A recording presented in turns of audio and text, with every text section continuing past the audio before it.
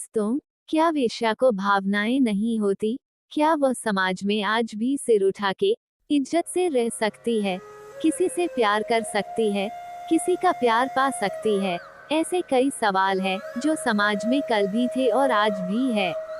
आदमी पुराने जमाने का हो या आधुनिक काल का, उसकी मानसिकता में उतना बदलाव आज भी दिखाई नहीं देता। वक्त बदल जाता है, पर मनुष्य की सोच जैसे बदलनी चाहिए वैसे बदलती नहीं है।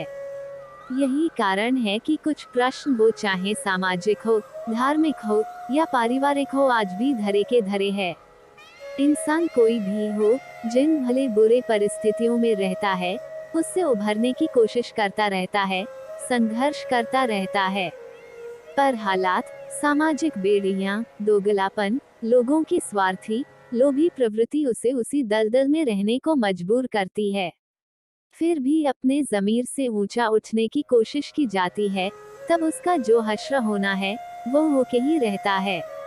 इंसान को चाहिए एक दूसरे के प्रति समझने को संवेदनशील मन, पर यह संवेदना हर परिस्थिति में कितनी कारगर साबित होगी, इस पर भी एक बड़ा प्रश्न चिन्ह लगता है। हाँ, पर यह संवेदना दूसरों के दुख को थोड़ा कम जरूर कर सकती है।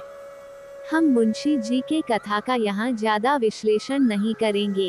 यह हृदय स्पर्शी कहानी खुद ही अंत में आपको सोचने पर मजबूर करेगी। तो सुनते हैं मुंशी प्रेमचंद जी की कथा, वेश्या। 6 महीने बाद कलकत्ते से घर आने पर दयाकृष्ण ने पहला काम जो किया, वह अपने प्रिय मित्र सिंगार सिंह से मातमपुरसी करने जाना था। सिंगार के पिता का आज 3 महीने हुए देहांत हो गया था। दयाकृष्ण बहुत व्यस्त रहने के कारण उस समय न आ सका था। मातमपुरसी की रस्म पत्र लिखकर अदा कर दी थी, लेकिन ऐसा एक दिन भी नहीं बीता कि सिंगार की याद उसे न आई हो। अभी वह 2-4 महीने और कलकत्ते रहना चाहता था, क्योंकि वहां उसने जो कारोबार जारी किया था, उसे संगठित रूप में लाने के लिए उसका वहां मौजूद रहना जरूरी था, और उसकी थोड़े दिन की गैरहाजिरी से भी हानि की शंका थी। किंतु जब सिंगार की स्त्री लीला का परवाना आ पहुंचा तो वह अपने को न रोक सका। लीला ने साफ साफ तो कुछ न लिखा था, केवल उसे तुरंत बुलाया था, लेकिन दयाकृष्ण को पत्र के शब्दों से कुछ ऐसा अनुमान हुआ कि वहां की परिस्थिति चिंताजनक है और इस अवसर पर उसका वहां पहुंचना जरूरी है। सिंगार संपन्न बाप का बेटा था, बड़ा ही अल्हड़, बड़ा ही जिद्दी, बड़ा ही आराम पसंद। दृढ़ता या लगन उसे छू भी नहीं गई थी। उसकी माँ उसके बचपन ही में मर चुकी थी और बाप ने उसके पालने में नियंत्रण की अपेक्षा स्नेह से ज्यादा काम लिया था। उसे कभी दुनिया की हवा नहीं लगने दी। उद्योग भी कोई वस्तु है, यह वह जानता ही न था। उसके महज इशारे पर हर एक चीज सामने आ जाती थी। वह जवान बालक था, जिसमें न अपने विचार थे न सिद्धांत। कोई भी आदमी उसे बड़ी आसानी से अपने कपट बाणों का निशाना बना सकता था। मुख्तारों और मुनीमों के दांव पेंच समझना उसके लिए लोहे के चने चबाना था। उसे किसी ऐसे समझदार और हितैषी मित्र की जरूरत थी, जो स्वार्थियों के हथकंडों से उसकी रक्षा करता रहे। दयाकृष्ण पर इस घर के बड़े बड़े एहसान थे। उस दोस्ती का हक अदा करने के लिए उसका आना आवश्यक था। मुंह हाथ धोकर सिंगार सिंह के घर पर ही भोजन का इरादा करके दयाकृष्ण उससे मिलने चला। 9 बज गए थे। हवा और धूप में गर्मी आने लगी थी। सिंगार सिंह उसकी खबर पाते ही बाहर निकल आया। दयाकृष्ण उसे देखकर चौंक पड़ा। लंबे लंबे केशों की जगह उसके सिर पर घुंघराले बाल थे, हवा सिख था, आड़ी मांग निकली हुई। आंखों में न आंसू थे, न शोक का कोई दूसरा चिन्ह। चेहरा कुछ जर्द अवश्य था, पर उस पर विलासिता की मुस्कुराहट थी। वो एक महीन रेशमी कमीज और मखमली जूते पहने हुए था, मानो किसी महफिल से उठा आ रहा हो। संवेदना के शब्द दयाकृष्ण के ओंठों तक आकर निराश लौट गए। वहां बधाई के शब्द ज्यादा अनुकूल प्रतीत हो रहे थे। सिंगार सिंह लापक कर उसके गले से लिपट गया और बोला, तुम खूब आए यार, इधर तुम्हारी बहुत याद आ रही थी, मगर पहले यह बतला दो, वहां का कारोबार बंद कर आए या नहीं? अगर वह झंझट छोड़ आए हो, तो पहले उसे तिलांजलि दे आओ। अब आप यहाँ से जाने ना पाएंगे। मैंने तो भाई अपना खेड़ा बदल दिया। बताओ कब तक तपस्या करता। अब तो आए दिन जल्द से होते हैं। मैंने सोचा यार, दुनिया में आए तो कुछ दिन सैर सपाटे का आनंद भी उठा लो, नहीं तो एक दिन यूं ही हाथ मलते चले जाएंगे, कुछ भी साथ न जाएगा। दया कृष्ण विस्मय से उसके मुंह की ओर ताकने लगा। यह वही सिंगार है या कोई और? बाप के मरते ही इतनी तब्दीली। दोनों मित्र कमरे में गए और सोफे पर बैठे। सरदार साहब के सामने इस कमरे में फर्श और मसनद थी, अलमारी थी। अब दर्जनों गद्देदार सोफे और कुर्सियां हैं, कालीन का फर्श है, रेशमी पर्दे हैं, बड़े बड़े आईने हैं। सरदार साहब को संचय की धुन थी, सिंगार को उड़ाने की धुन है। सिंगार ने एक सिगार जलाकर कहा, तेरी बहुत याद आती थी यार, तेरी जान की कसम। दया कृष्ण ने शिकवा किया, क्यों झूठ बोलते हो भाई, महीनों गुजर जाते थे, एक खत लिखने की तो आपको फुर्सत न मिलती थी, मेरी याद आती थी। सिंगार ने अलहड़ापन से कहा, बस इसी बात पर मेरी सेहत का एक जाम पियो। अरे यार, इस जिंदगी में और क्या रखा है, हंसी खेल में जो वक्त कट जाए उसे गनीमत समझो। मैंने तो यह तपस्या त्याग दी। अब तो आए दिन जल्द से होते हैं, कभी दोस्तों की दावत है, कभी दरिया की सैर, कभी गाना बजाना, कभी शराब के दौर। मैंने कहा, लाओ कुछ दिन वो बाहर भी देख लूं, हसरत क्यों दिल में रह जाए। आदमी संसार में कुछ भोगने के लिए आता है, यही जिंदगी के मजे हैं। जिसने ये मजे नहीं चखे, उसका जीना वृथा है। बस दोस्तों की मजलिस हो, बगल में माशूक हो और हाथ में प्याला हो, इसके सिवा मुझे और कुछ न चाहिए। उसने अलमारी खोलकर एक बोतल निकाली और 2 गिलासों में शराब डालकर बोला, यह मेरी सेहत का जाम है, इनकार न करना, मैं तुम्हारे सेहत का जाम पीता हूँ। दया कृष्ण को कभी शराब पीने का अवसर न मिला था। वो इतना धर्मात्मा तो न था कि शराब पीना पाप समझता, हाँ, उसे दुर्व्यसन समझता था। गंध ही से उसका जी मितलाने लगा। उसे भय हुआ कि वह शराब का टच चाहे मुंह में ले ले, उसे कंठ के नीचे नहीं उतार सकता। उसने प्याले को शिष्टाचार के तौर पर हाथ में ले लिया, फिर उसे ज्यों का त्यों मेज पर रखकर बोला, तुम जानते हो, मैंने कभी नहीं पी, इस समय मुझे क्षमा करो। 10-5 दिन में यह फन भी सीख जाऊंगा, मगर यह तो बताओ, अपना कारोबार भी कुछ देखते हो या इसी में पड़े रहते हो?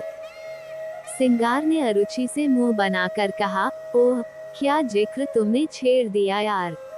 कारोबार के पीछे इस छोटी सी जिंदगी को तबाह नहीं कर सकता। न कोई साथ लाया है, न साथ ले जाएगा। पापा ने मर मर कर धन संचय किया, क्या हाथ लगा, 50 तक पहुँचते पहुँचते चल बसे। उनकी आत्मा अब भी संसार के सुखों के लिए तरस रही होगी। धन छोड़कर मरने से फाकेमस्त रहना कहीं अच्छा है। धन की चिंता तो नहीं सताती, पर यह हाय हाय तो नहीं होती कि मेरे बाद क्या होगा। तुमने गिलास मेज पर रख दिया, जरा पियो, आंखें खुल जाएगी, दिल हरा हो जाएगा। और लोग सोडा और बर्फ मिलाते हैं, मैं तो खालिस पीता हूँ। इच्छा हो तो तुम्हारे लिए बर्फ मंगाऊं। दया कृष्ण ने फिर क्षमा मांगी, मगर सिंगार गिलास पर गिलास पीता गया। उसकी आंखें लाल लाल निकल आईं, ऊल जलूल बकने लगा, खूब डींगे मारी, फिर बेसुरे राग में एक बाजारू गीत गाने लगा। अंत में उसी कुर्सी पर पड़ा पड़ा बेसुध हो गया। सहसा पीछे का पर्दा हटा और लीला ने उसे इशारे से बुलाया। दया कृष्ण की धमनियों में शतगुण वेग से रक्त दौड़ने लगा।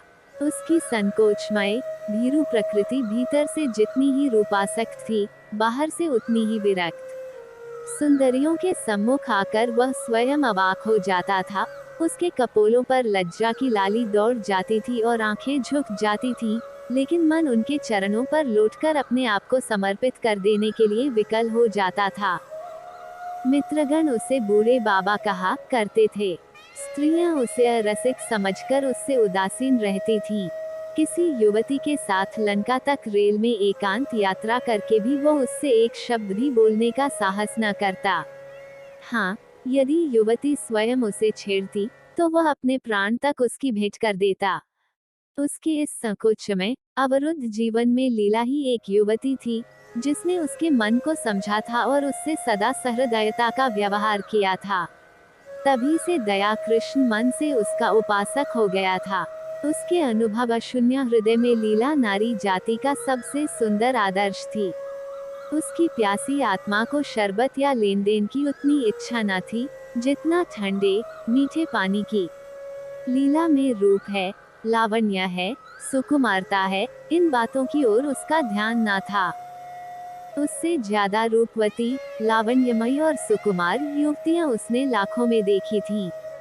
लीला में सहृदयता है, विचार है, दया है, इन्हीं तत्वों की ओर उसका आकर्षण था। उसकी रसिकता में आत्मसमर्पण के सिवा और कोई भाव न था। लीला के किसी आदेश का पालन करना उसकी सबसे बड़ी कामना थी। उसकी आत्मा की तृप्ति के लिए इतना काफी था। उसने कांपते हाथों से पर्दा उठाया और अंदर आकर खड़ा हो गया और विस्मय भरी आंखों से उसे देखने लगा। उसने लीला को यहाँ न देखा होता तो पहचान भी न सकता। वह रूप, यौवन और विकास की देवी इस तरह मुरझा गई थी, जैसे किसी ने उसके प्राणों को चूस कर निकाल लिया हो। करुण स्वर में बोला, यह तुम्हारा क्या हाल है, लीला? बीमार हो क्या? मुझे सूचना तक न दी। लीला मुस्कराकर बोली, तुमसे मतलब? मैं बीमार हूँ या अच्छी हूँ, तुम्हारी बला से। तुम तो अपने सैर सपाटे करते रहे। 6 महीने के बाद जब आपको याद आई है, तो पूछते हो बीमार हो। मैं उस रोग से ग्रस्त हूँ, जो प्राण लेकर ही छोड़ता है।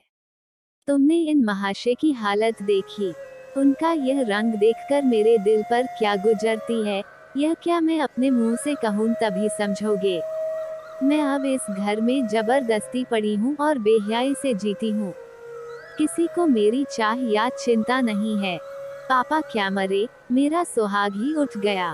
कुछ समझती हूँ तो बेवकूफ बनाई जाती हूँ। रात रात भर न जाने कहाँ गायब रहते हैं। जब देखो नशे में मस्त, हफ्तों घर में नहीं आते कि 2 बातें कर लूं। अगर इनके यही ढंग रहे तो साल 2 साल में रोटियों के मोहताज हो जाएंगे। दया ने पूछा, यह लत इन्हें कैसे पड़ गई? ये बातें तो इनमें न थी। लीला ने व्यथित स्वर में कहा, रुपये की बलिहारी है और क्या। इसीलिए तो बूढ़े मर मर के कमाते हैं और मरने के बाद लड़कों के लिए छोड़ जाते हैं। अपने मन में समझते होंगे, हम लड़कों के लिए बैठने का ठिकाना किए जाते हैं। मैं कहती हूँ, तुम उनके सर्वनाश का सामान किए जाते हो, उनके लिए जहर बोए जाते हो। पापा ने लाखों रुपए की संपत्ति न छोड़ी होती, तो आज यह महाशय किसी काम में लगे होते। कुछ घर की चिंता होती, कुछ जिम्मेदारी होती, नहीं तो बैंक से रुपये निकाले और उड़ाए। अगर मुझे विश्वास होता कि संपत्ति समाप्त करके वह सीधे मार्ग पर आ जाएंगे, तो मुझे जरा भी दुख न होता। पर मुझे तो यह भय है कि ऐसे लोग फिर किसी काम के नहीं रहते, या तो जेल खाने में मरते हैं या अनाथालय में। आपकी एक वेश्या से आशनाई है, माधुरी नाम है, और वह इन्हें उल्टे छुरे से मूंद रही है, जैसा उसका धर्म है। आपको यह खबर हो गया कि वह मुझ पर जान देती है। उससे विवाह का प्रस्ताव भी किया जा चुका है। मालूम नहीं उसने क्या जवाब दिया। कई बार जी में आया कि जब यहाँ किसी से कोई नाता ही नहीं है तो अपने घर चली जाऊं, लेकिन डरती हूँ कि तब तो यह और भी स्वतंत्र हो जाएंगे। मुझे किसी पर विश्वास है तो वह तुम हो, इसीलिए तुम्हें बुलाया था कि शायद तुम्हारे समझाने बुझाने का कुछ असर हो। अगर तुम भी असफल हुए तो मैं एक क्षण यहाँ न रहूंगी। भोजन तैयार है, चलो कुछ खा लो। दया कृष्ण ने सिंगार सिंह की ओर संकेत करके कहा, और यह तो अब कहीं 2-3 बजे चेतेंगे, बुरा न मानेंगे। मैं अब इन बातों की परवाह नहीं करती। मैंने तो निश्चय कर लिया है कि अगर मुझे कभी आंखें दिखाई तो मैं इन्हें मजा चखा दूंगी। मेरे पिताजी फौज में सूबेदार मेजर हैं। मेरी देह में उनका रक्त है। लीला की मुद्रा उत्तेजित हो गई। विद्रोह की वह आग, जो महीनों से पड़ी सुलग रही थी, प्रचंड हो उठी। उसने उसी लहजे में कहा, मेरी इस घर में इतनी सांसत हुई है, इतना अपमान हुआ है और हो रहा है कि मैं उसका किसी तरह भी प्रतिकार करके आत्मग्लानि का अनुभव न करूंगी। मैंने पापा से अपना हाल छिपा रखा है। आज लिख दूं, तो इनकी सारी मशीखत उतर जाए। नारी होने का दंड भोग रही हूँ, लेकिन नारी के धैर्य की भी सीमा है। दया कृष्ण उस सुकुमारी का वह तमतमाया हुआ चेहरा, वे जलती हुई आंखें, वह कांपते हुए होंठ देखकर कांप उठा। उसकी दशा उस आदमी की सी हो गई, जो किसी को दर्द से तड़पते देखकर वैद्य को बुलाने दौड़े। आर्द्र कंठ से बोला, इस समय मुझे क्षमा करो लीला, फिर कभी तुम्हारा निमंत्रण स्वीकार करूंगा। तुम्हें अपनी ओर से इतना ही विश्वास दिलाता हूँ कि मुझे अपना सेवक समझती रहना। मुझे न मालूम था कि तुम्हें इतना कष्ट है, नहीं तो शायद अब तक मैंने कुछ युक्ति सोची होती। मेरा यह शरीर तुम्हारे किसी काम आए, इससे बढ़कर सौभाग्य की बात मेरे लिए और क्या होगी। दया कृष्ण वहां से चला, तो उसके मन में इतना उल्लास भरा हुआ था, मानो विमान पर बैठा हुआ स्वर्ग की ओर जा रहा है। आज उसे जीवन में एक ऐसा लक्ष्य मिल गया था, जिसके लिए वह जी भी सकता है और मर भी सकता है। वो एक महिला का विश्वास पात्र हो गया था। इस रत्न को वह अपने हाथ से कभी न जाने देगा, चाहे उसकी जान ही क्यों न चली जाए। 1 महीना गुजर गया। दया कृष्ण सिंगार सिंह के घर नहीं आया, न सिंगार सिंह ने उसकी परवाह की। इस एक ही मुलाकात में उसने समझ लिया था कि दया इस नए रंग में आने वाला आदमी नहीं है। ऐसे सात्विक जनों के लिए उसके यहाँ स्थान न था। वहाँ तो रंगीले, रसिया, अयाश और बिगड़े दिलों ही की चाह थी। हाँ, लीला को हमेशा उसकी याद आती रहती थी, मगर दया कृष्ण के स्वभाव में अब वह संयम नहीं है। विलासिता का जादू उस पर भी चलता हुआ मालूम होता है। माधुरी के घर उसका भी आना जाना शुरू हो गया है। वह सिंगार सिंह का मित्र नहीं रहा, प्रतिद्वंद्वी हो गया है। दोनों एक ही प्रतिमा के उपासक हैं, मगर उनकी उपासना में अंतर है। सिंगार की दृष्टि से माधुरी केवल विलास की एक वस्तु है, केवल विनोद का एक यंत्र। दया कृष्ण विनय की मूर्ति है, जो माधुरी की सेवा में ही प्रसन्न है।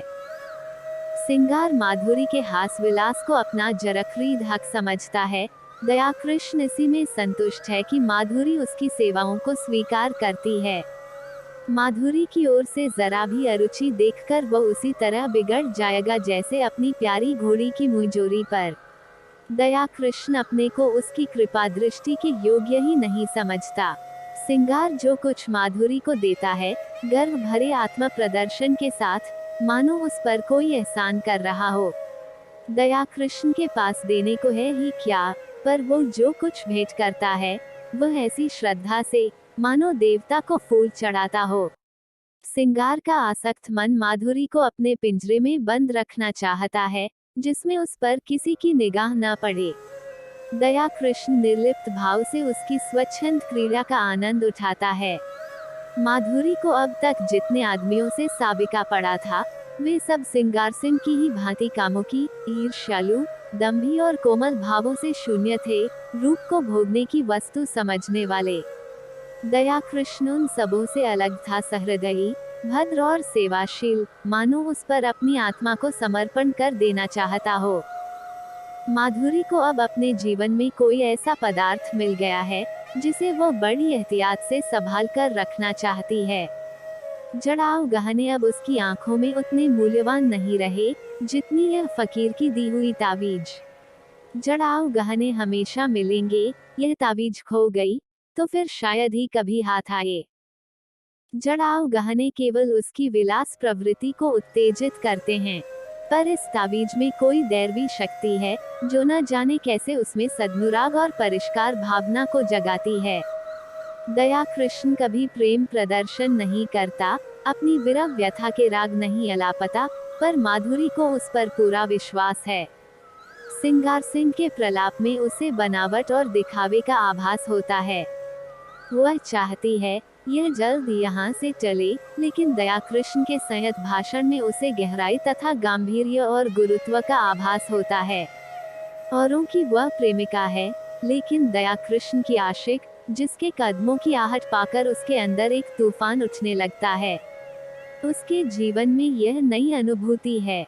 अब तक वह दूसरों के भोग की वस्तु थी, अब कम से कम एक प्राणी की दृष्टि में वह आदर और प्रेम की वस्तु है। सिंगार सिंह को जब से दया कृष्ण के इस प्रेमाभिनय की सूचना मिली है, वो उसके खून का प्यासा हो गया है। ईर्ष्याग्नि से फूंका जा रहा है। उसने दया कृष्ण के पीछे कई शोधे लगा रखे हैं कि वे उसे जहां पाएं, उसका काम तमाम कर दें। वो खुद पिस्तौल लिए उसकी टोह में रहता है। दया कृष्ण इस खतरे को समझता है, जानता है, अपने नियत समय पर माधुरी के पास बिला नागा आ जाता है।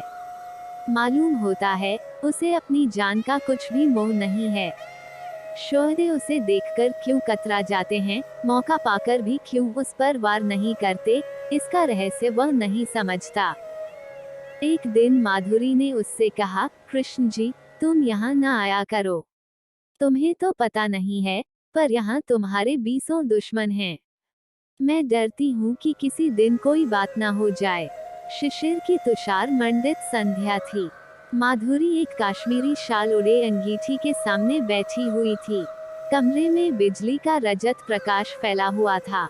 दया कृष्ण ने देखा, माधुरी की आंखें सजल हो गई हैं और वह मुंह फेरकर उन्हें दया कृष्ण से छिपाने की चेष्टा कर रही है। प्रदर्शन और सुख भोग करने वाली रमणी क्यों इतना संकोच कर रही है, यह उसका अनाड़ी मन न समझ सका।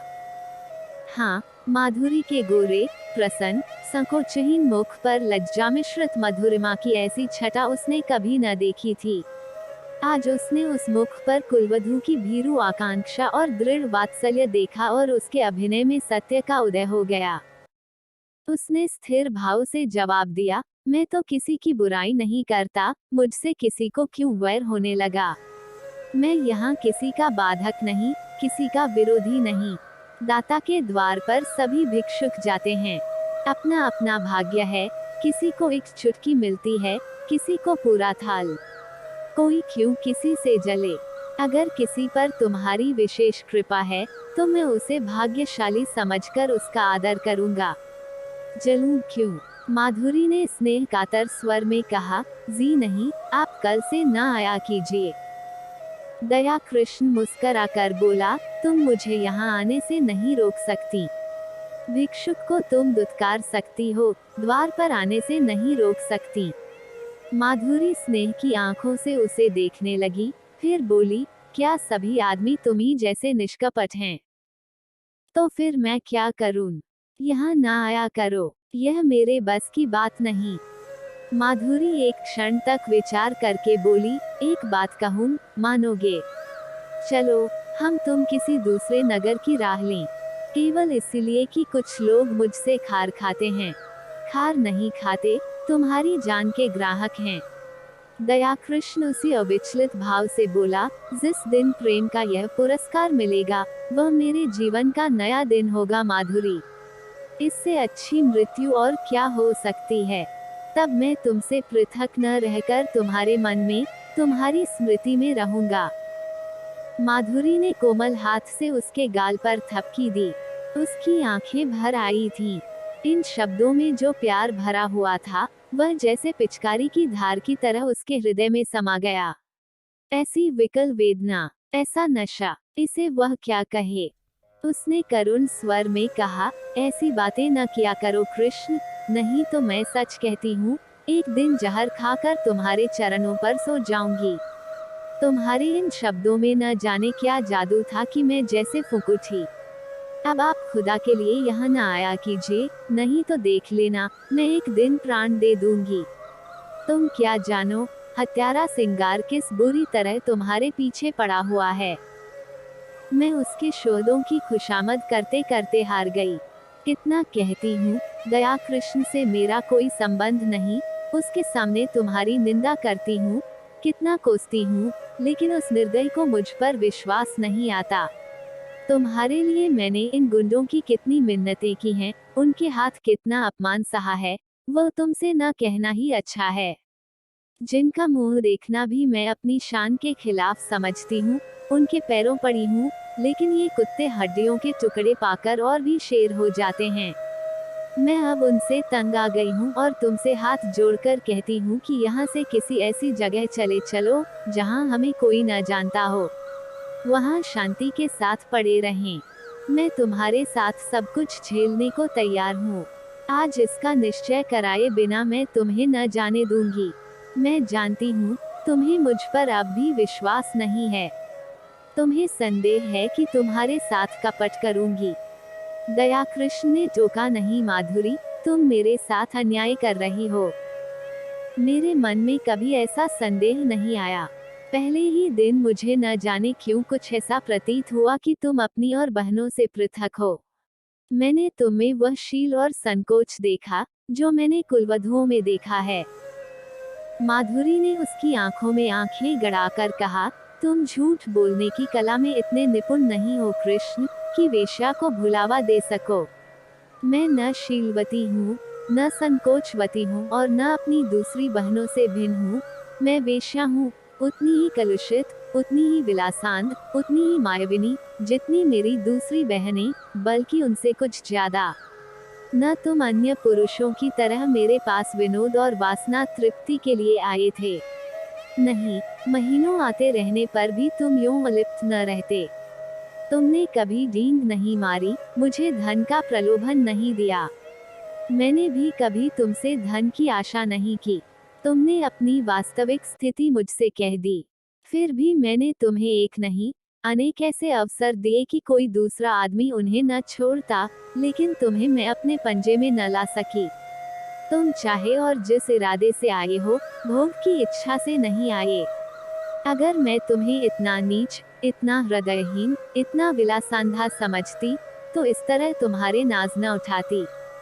फिर मैं भी तुम्हारे साथ मित्र भाव रखने लगी। समझ लिया, मेरी परीक्षा हो रही है। जब तक इस परीक्षा में सफल न हो जाऊं, तुम्हें नहीं पा सकती। तुम जितने सज्जन हो, उतने ही कठोर हो। यह कहते हुए माधुरी ने दया कृष्ण का हाथ पकड़ लिया और अनुराग और समर्पण भरी चितवनों से उसे देखकर बोली, सच बताओ कृष्ण, तुम मुझ में क्या देखकर आकर्षित हुए थे? देखो, बहानेबाजी न करना। तुम रूप पर मुग्धा होने वाले आदमी नहीं हो, मैं कसम खा सकती हूँ। दया कृष्ण ने संकट में पड़कर कहा, रूप इतनी तुच्छ वस्तु नहीं है माधुरी। वह मन का आईना है। यहाँ मुझसे रूपवान स्त्रियों की कमी नहीं है। यह तो अपनी अपनी निगाह है। मेरे पूर्व संस्कार रहे होंगे। माधुरी ने भय सिकोड़ कर कहा, तुम फिर झूठ बोल रहे हो, चेहरा कहे देता है। दया कृष्ण ने परास्त होकर पूछा, पूछकर क्या करोगी माधुरी? मैं डरता हूँ, कहीं तुम मुझसे घृणा न करने लगो। संभव है, तुम मेरा जो रूप देख रही हो, वह मेरा असली रूप न हो। माधुरी का मुंह लटक गया। विरक्त सी होकर बोली, इसका खुले शब्दों में यह अर्थ है कि तुम्हें मुझ पर विश्वास नहीं। ठीक है, वेश्याओं पर विश्वास करना भी नहीं चाहिए। विद्वानों और महात्माओं का उपदेश कैसे न मानोगे? नारी हृदय इस समस्या पर विजय पाने के लिए अपने अस्त्रों से काम लेने लगा। दया कृष्ण पहले हमले में हिम्मत छोड़ बैठा। बोला, तुम तो नाराज हुई जाती हो माधुरी। मैंने तो केवल इस विचार से कहा था कि तुम मुझे धोखेबाज समझने लगोगी।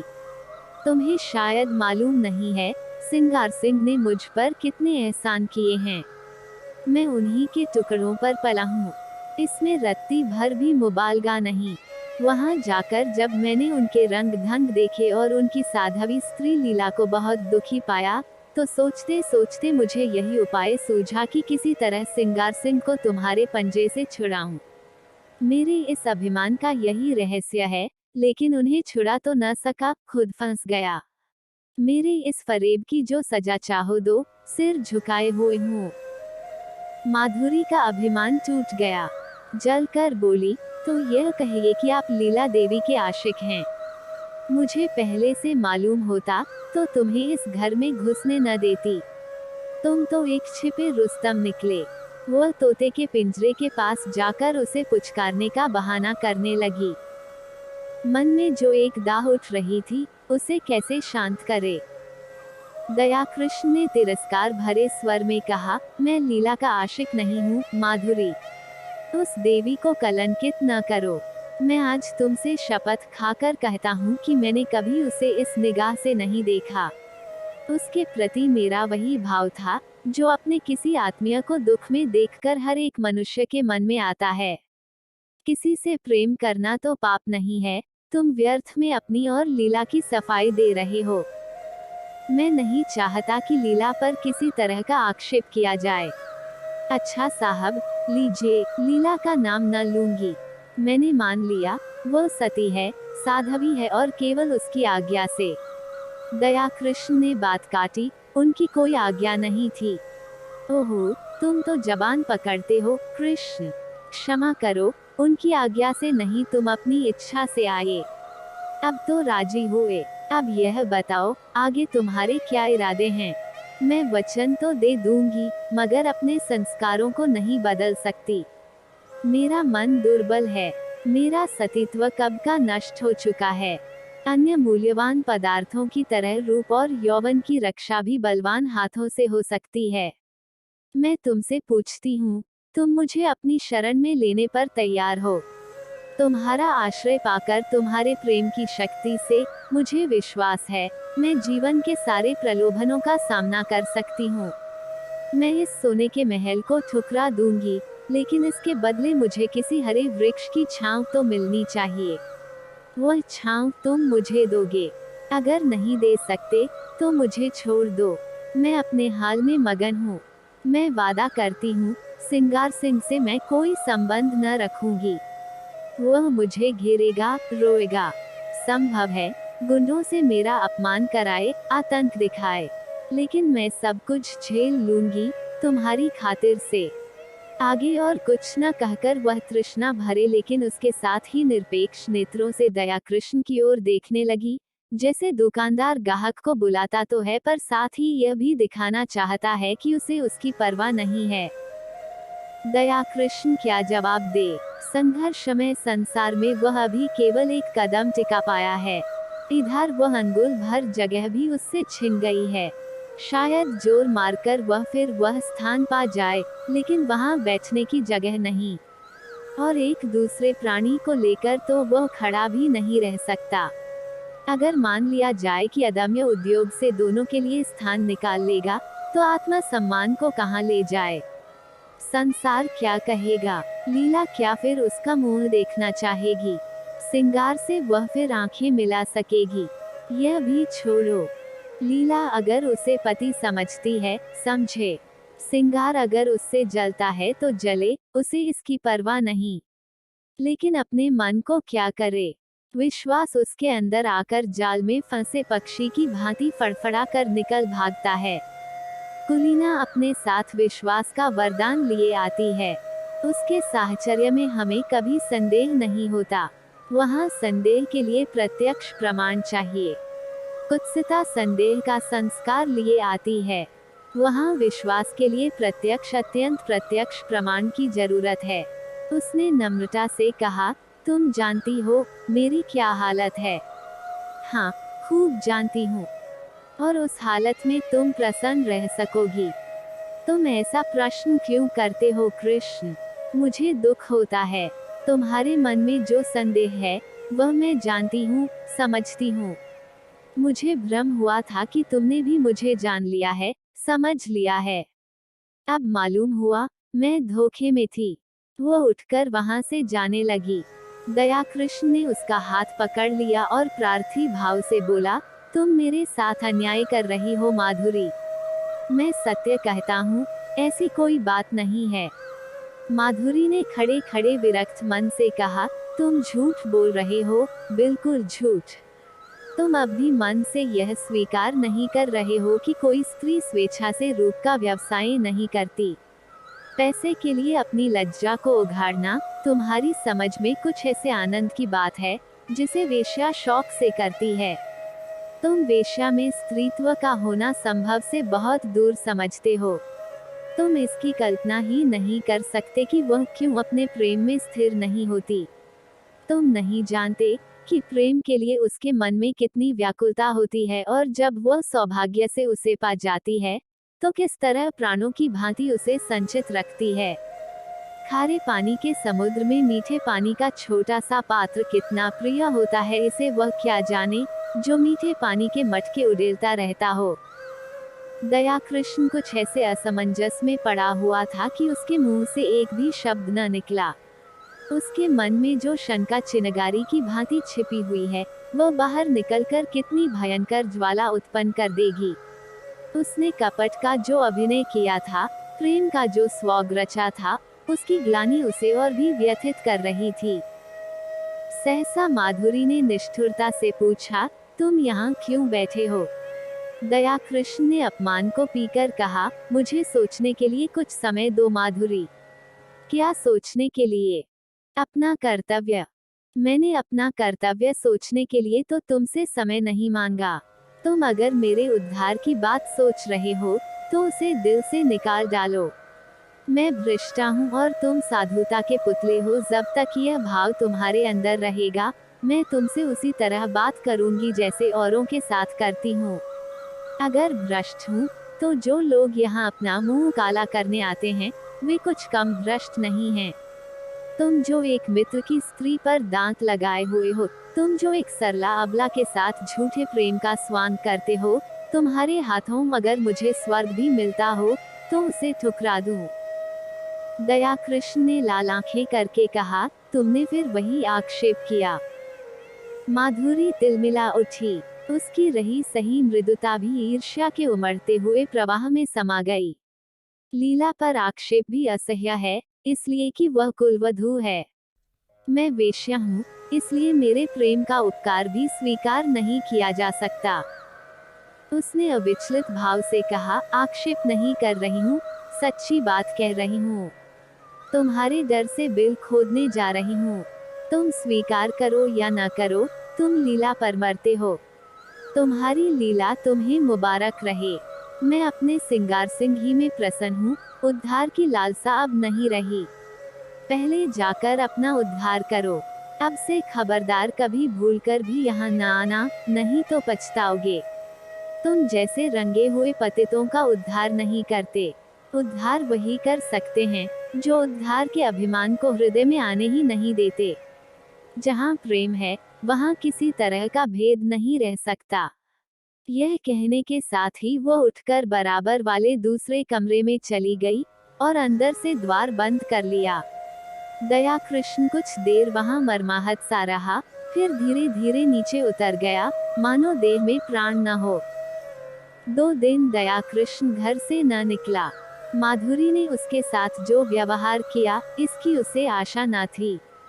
माधुरी को उससे प्रेम था, इसका उसे विश्वास था, लेकिन जो प्रेम इतना असहिष्णु हो, जो दूसरे के मनोभावों का जरा भी विचार न करे, जो मिथ्या कलंक आरोपण करने से भी संकोच न करे, वो उन्माद हो सकता है, प्रेम नहीं।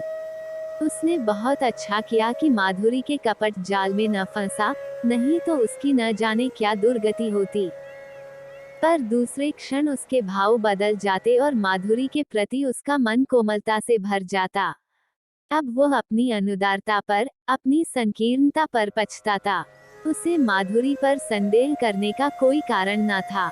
ऐसी दशा में ईर्ष्या स्वाभाविक है, और वह ईर्ष्या ही क्या, जिसमें डंक न हो, विष न हो। माना समाज उसकी निंदा करता, यह भी मान लिया कि माधुरी सती भार्या न होती, कम से कम सिंगार सिंह तो उसके पंजे से निकल जाता। दया कृष्ण के सिर से ऋण का भार तो कुछ हल्का हो जाता, लीला का जीवन तो सुखी हो जाता। सहसा किसी ने द्वार खटखटाया। उसने द्वार खोला तो सिंगार सिंह सामने खड़ा था, बाल बिखरे हुए, कुछ अस्त व्यस्त। दया कृष्ण ने हाथ मिलाते हुए पूछा, क्या पाँव पाँव ही आ रहे हो, मुझे क्यों न बुला लिया? सिंगार ने उसे चुभती हुई आंखों से देखकर कहा, मैं तुमसे यह पूछने आया हूँ कि माधुरी कहाँ है। अवश्य तुम्हारे घर में होगी। क्यों अपने घर पर होगी, मुझे क्या खबर। मेरे घर क्यों आने लगी। इन बहानों से काम न चलेगा, समझ गए। मैं कहता हूँ, मैं तुम्हारा खून पी जाऊंगा, वरना ठीक ठीक बता दो, वह कहाँ गई। मैं बिल्कुल कुछ नहीं जानता, तुम्हें विश्वास दिलाता हूँ। मैं तो 2 दिन से घर से निकला ही नहीं। रात को मैं उसके पास था। सवेरे मुझे उसका यह पत्र मिला। मैं उसी वक्त दौड़ा हुआ उसके घर गया। वहाँ उसका पता न था। नौकरों से इतना मालूम हुआ, तांगे पर बैठकर कहीं गई है। कहाँ गई है, यह कोई न बता सका। मुझे शक हुआ, यहाँ आई होगी। जब तक तुम्हारे घर की तलाशी न ले लूंगा, मुझे चैन न आएगी। उसने मकान का एक एक कोना देखा, तख्त के नीचे, अलमारी के पीछे। तब निराश होकर बोला, बड़ी बेवफा और मक्कार औरत है। जरा इस खत को पढ़ो। दोनों फर्श पर बैठ गए। दयाकृष्ण ने पत्र लेकर पढ़ना शुरू किया। सरदार साहब, मैं आज कुछ दिनों के लिए यहाँ से जा रही हूँ। कब लौटूंगी, कुछ नहीं जानती। कहाँ जा रही हूँ, यह भी नहीं जानती। जा इसलिए रही हूँ कि इस बेशर्मी और बेहयाई की जिंदगी से मुझे घृणा हो रही है। और घृणा हो रही है उन लंपटों से, जिनकी कुत्सित विलास का मैं खिलौना थी और जिनमें तुम मुख्य हो। तुम महीनों से मुझ पर सोने और रेशम की वर्षा कर रहे हो, मगर मैं तुमसे पूछती हूँ, उससे लाख गुने सोने और 10 लाख गुने रेशम पर भी तुम अपनी बहन या स्त्री को इस रूप के बाजार में बैठने दोगे? कभी नहीं। उन देवियों में कोई ऐसी वस्तु है, जिसे तुम संसार भर की दौलत से भी मूल्यवान समझते हो। लेकिन जब तुम शराब के नशे में चूर, अपने एक एक अंग में काम का उन्माद भरे आते थे, तो तुम्हें कभी ध्यान आता था कि तुम उसी अमूल्य वस्तु को किस निर्दयता के साथ पैरों से कुचल रहे हो? कभी ध्यान आता था कि अपनी कुल देवियों को इस अवस्था में देखकर तुम्हें कितना दुख होता? कभी नहीं। यह उन गीदड़ों और गिद्धों की मनोवृत्ति है, जो किसी लाश को देखकर चारों ओर से जमा हो जाते हैं और उसे नोच नोच कर खाते हैं। यह समझ रखो, नारी अपना बस रहते हुए कभी पैसों के लिए अपने को समर्पित नहीं करती।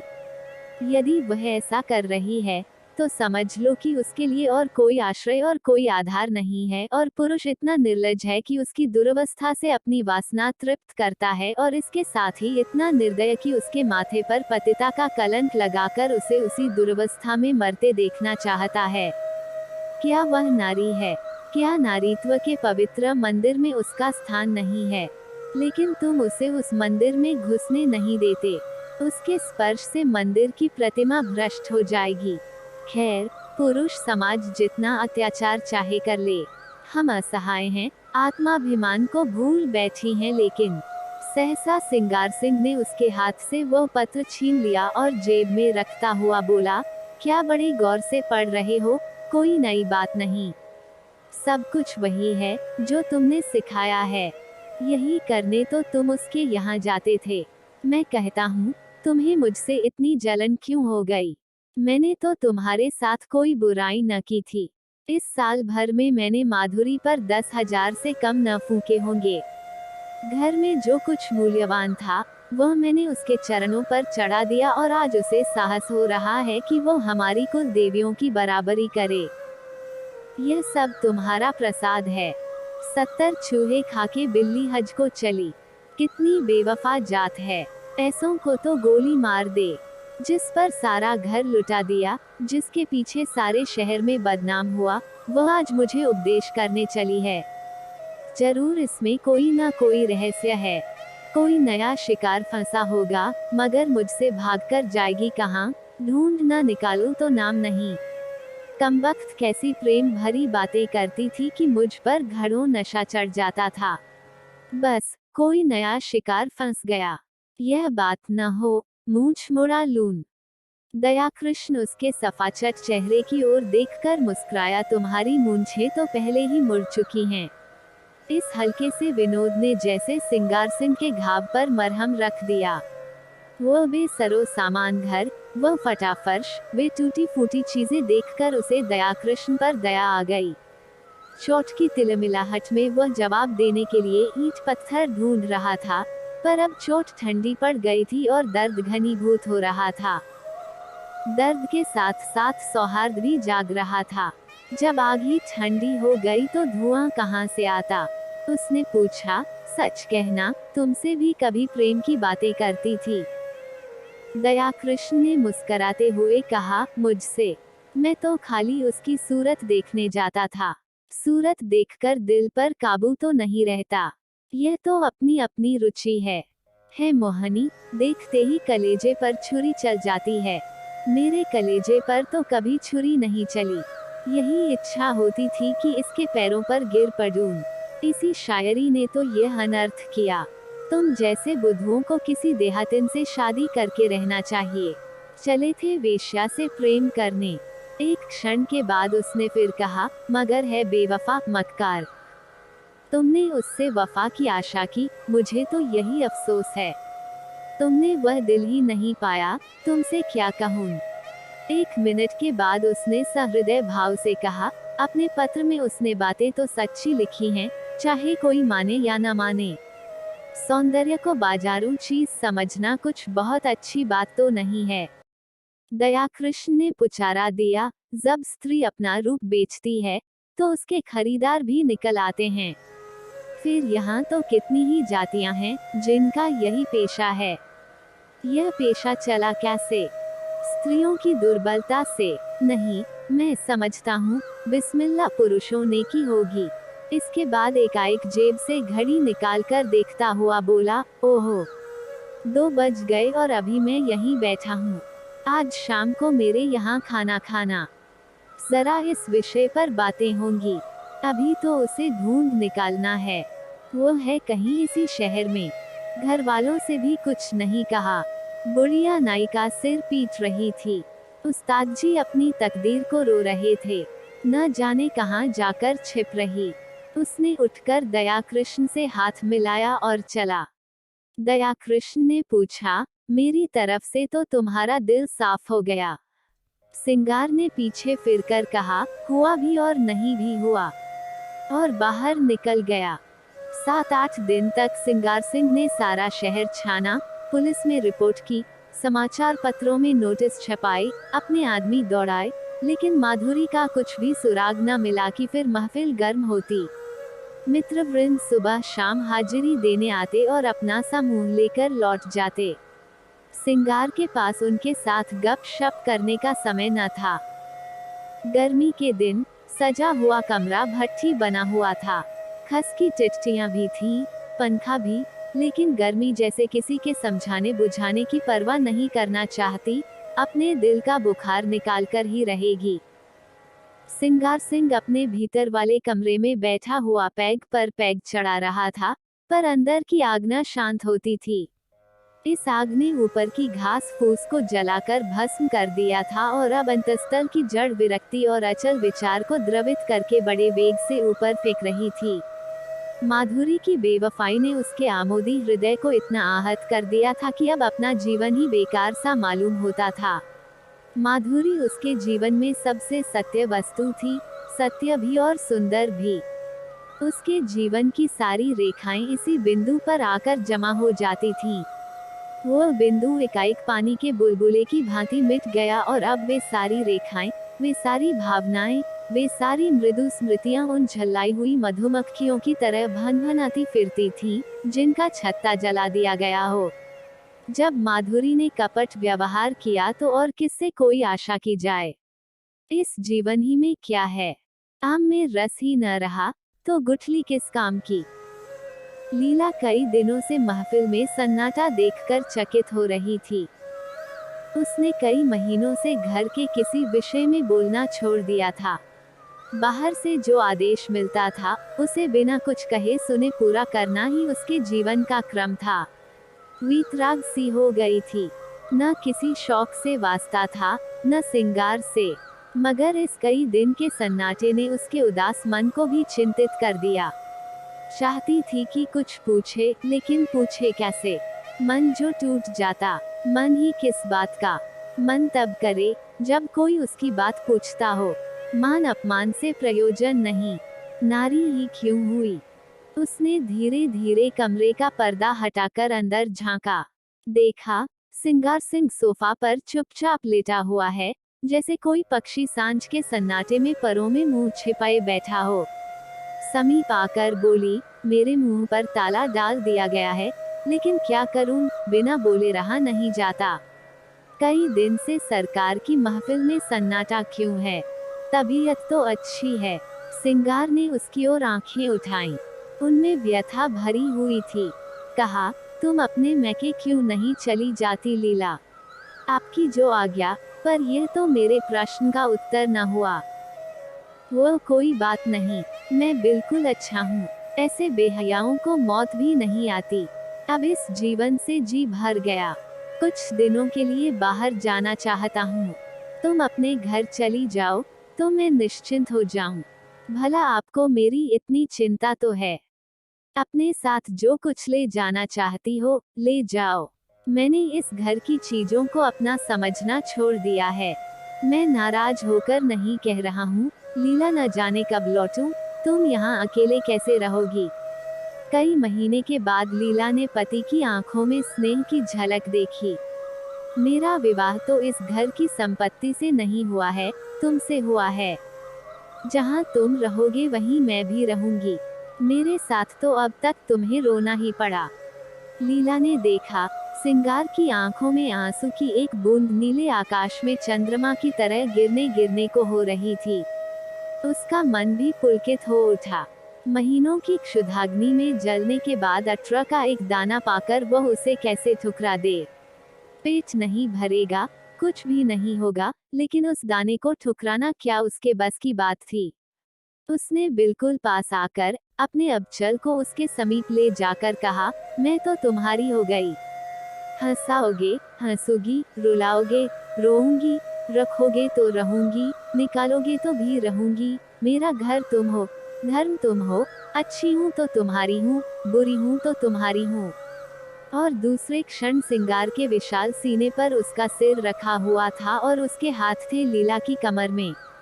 दोनों के मुख पर हर्ष की लाली थी, आंखों में हर्ष के आंसू और मन में एक ऐसा तूफान, जो उन्हें न जाने कहां उड़ा ले जाएगा। एक क्षण के बाद सिंगार ने कहा, तुमने कुछ सुना? माधुरी भाग गई और पगला दया कृष्ण उसकी खोज में निकला। लीला को विश्वास न आया। दया कृष्ण? हाँ जी, जिस दिन वह भागी है, उसके दूसरे ही दिन वह भी चल दिया। वह तो ऐसा नहीं है। और माधुरी क्यों भागी? दोनों में प्रेम हो गया था। माधुरी उसके साथ रहना चाहती थी। वह राजी न हुआ। लीला ने एक लंबी सांस ली। दया कृष्ण के वे शब्द याद आए, जो उसने कई महीने पहले कहे थे। दया कृष्ण की वे याचना भरी आंखें उसके मन को मसोसने लगीं। सहसा किसी ने बड़े जोर से द्वार खोला और धड़धड़ाता हुआ भीतर वाले कमरे के द्वार पर आ गया। सिंगार ने चकित होकर कहा, अरे, तुम्हारी यह क्या हालत है कृष्णा? किधर से आ रहे हो? दया कृष्ण की आंखें लाल थीं, सिर और मुंह पर गर्द जमी हुई, चेहरे पर घबराहट, जैसे कोई दीवाना हो। उसने चिल्लाकर कहा, तुमने सुना? माधुरी इस संसार में नहीं रही। और दोनों हाथों से सिर पीट पीट कर रोने लगा, मानो हृदय और प्राणों को आंखों से बहा देगा।